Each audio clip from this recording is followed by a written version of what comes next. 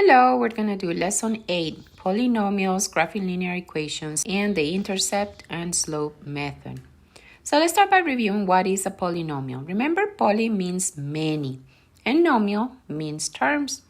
So it's an expression that has many terms. Now, examples of polynomials are 2x or -3. So we can see that it can have a letter or it can just be a number. It also 5x minus 2y. That one is a polynomial. It has an addition or a subtraction. And 1/2 is a polynomial as well. Now remember that monomial means one term. Binomial means two terms. Trinomial means three terms. And polynomial means four or more terms. So each term is divided or separated by an addition or a subtraction sign. So if I just put a number or a letter with a number, those are monomial because they only have one term. This is one term, this is one term. Now for two terms, I have to have an addition in between. So for example, that is a monomial. In the case of a trinomial, we would have three different terms. So let's say we have 3 plus 2xy minus m. As you can see, there are three different terms separated by two plus or minus signs. And the same thing for a polynomial. In the next section, we're going to review how to graph linear equations. What you have done in the past is to use a table where you choose a value for x and then we find y. Now, before we do anything, what we should do is leave the y by itself. So we'll pass the 2x that is adding, we'll pass it to subtract, and then the 3 that is multiplying, we'll pass it to divide. Now, we could put it just 1, 3 over the whole numerator, but in order to do this easier, we're going to put it like this so that we simplify what we can. In the first fraction, we can't simplify anything, but in the other one, we can. 6 divided by 3 is 2. Now, remember that whenever you have a denominator, like in this case, then we're going to choose that denominator as our number for the table. So we'll have -3, 0, and 3. Now we have to put that value substituted in the x to find the value of y.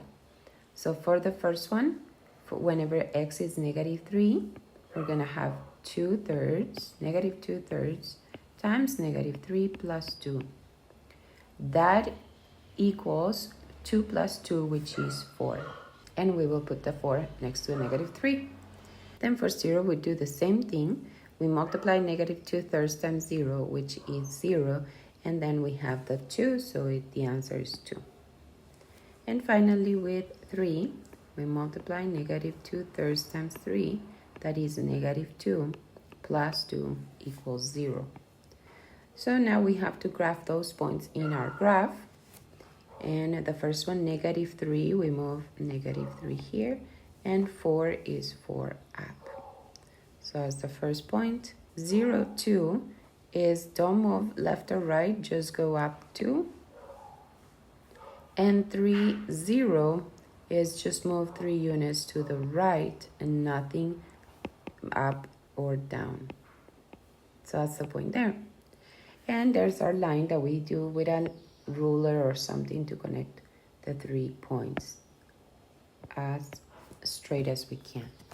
So that's the way we've learned on how to graph a linear equation.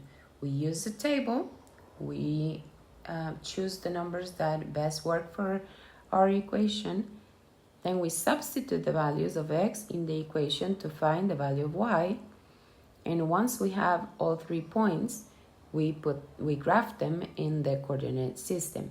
Now remember, we want to have 3 of these 3 points because 2 points always make a line. So to make sure that we're doing it correctly, we need 3 points to make sure that they are all 3 in the same line. If one of the points is not in the line and you get a triangle, then there's something wrong with this part. with the part of evaluation. So you would have to check that and see where the mistake was. Now in 8.2, what they want to review the intercept slope method to graph exactly the same equation. So we already solved for y in the other example. So I'll just do it here really quick.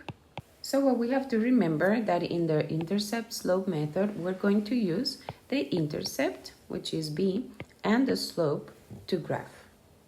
What we're going to do is we're going to start with the 2. That is the starting point. So I'm going to put here my first point, which is 2 in y. And then we're going to look at the slope. In this case, the slope is negative 2/3. And remember that what it's saying is we're going to move 2 units down and 3 units to the right. Now, remember that these are like directions. Imagine you are in this point at 2, and we're going to move 2 units down and 3 to the right. So you're going to end up here. And then we're going to do it again. We're going to go 2 units down and 3 to the right. And so there are our 3 points that I'm going to connect. And if you compare with what we did in the previous exercise in 8.1, you'll see that we got exactly the same line. So this is just another way of doing it, which is a lot faster actually than using the table. You just, again, you are going to start with the b, our value for b, which is our starting point in the y-axis. And then we're going to move the way that the slope is telling us, the directions that the slope is giving us. So if it's negative, it's going to go down. If it's positive, it's going to go up.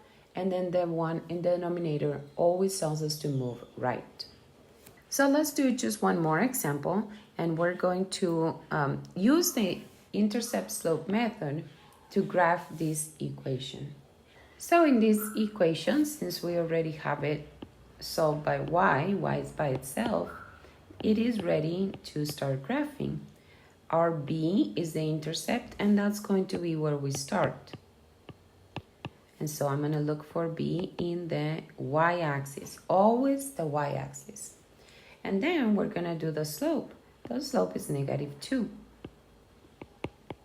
Now remember that negative 2 is the same as negative 2 over 1. So what this is telling us is 2 down, 2 units down, and 1 unit to the right.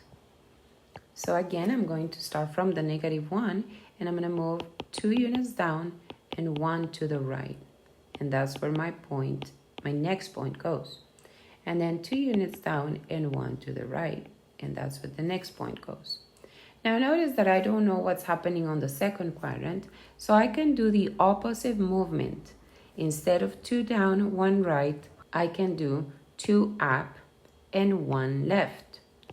And that's going to be the same.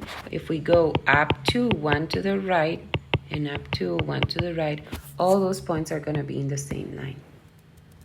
So that's it. This method is really simple. I hope you guys understood very well, and if you have any questions, please let me know. Have fun doing math.